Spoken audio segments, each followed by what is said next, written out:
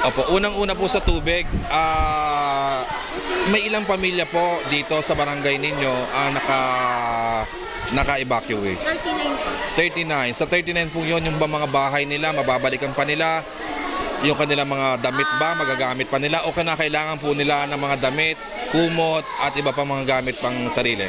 Sir, yung po naka-evacuate po dito, yung iba po dyan talagang wala pong bahay. Wala pong bahay? Oo, wala po silang naisalba, kaya po nakituloy po sila dito. Hindi, may bahay po pero wala nang naisalba, hindi na mababalikan. Oo po. Meron talagang walang bahay.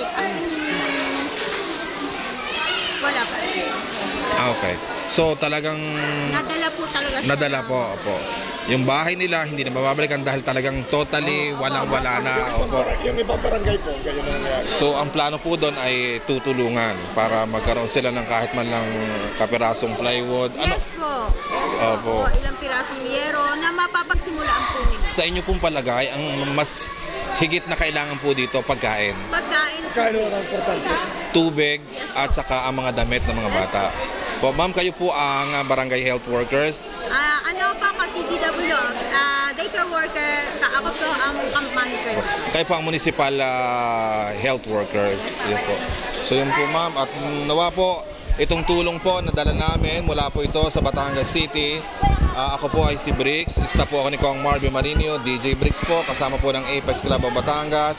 At kinukuha po namin siyempre ang lubos yung pangangailangan dahil Pangulo, iniisip po namin na mag-organize ng relief operation sa amin. Marami po kasi yung mga hindi naapektuhan na gustong makatulong sa inyo, sa lahat. Kaya lang kung paano dadalhin. So gagawin po namin ng paraan na doon na lamang ang ipon. Kaya lang siyempre hindi po pwedeng lahat ay bibit-bitin ang bibit-bitin dahil baka naman pagdating namin dito magtambakan lang. So pagkain, kumot, tubig, mahalaga po ang tubig kasi wala po kayong tubig ngayon dito. Gusto ko minsan nagkakaroon, nawawala po yung tubig.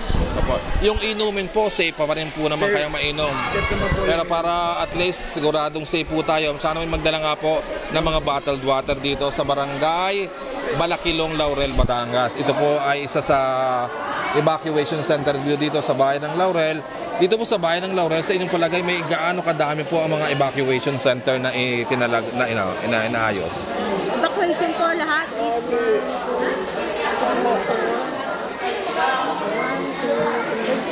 parang 5 evacuation. Limaanin mo, sir. 5-6 po. Okay, madami po. So yun po. Yan po ang naramdam po namin. Siyempre sa dinanas po ninyo talagang totally wala nang mababalikan ang mga tao ay magpatuloy yung pagdadala ng mga ganito. Hanap pa po tayo ng iba pa mga magbibigay ng tulong.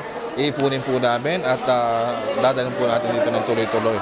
Makipag-ugnayan lang po kayo ng makapag-ugnayan Pangulo, kay ma'am, sa nag-coordinate sa amin rin dito. Meron po sana ako i-request, baka naman mabibigyan nyo ng kahit po special yung 2 PWD po doon. Wheelchair.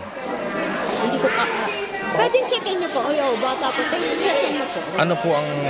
Ano po siyang Wait na po.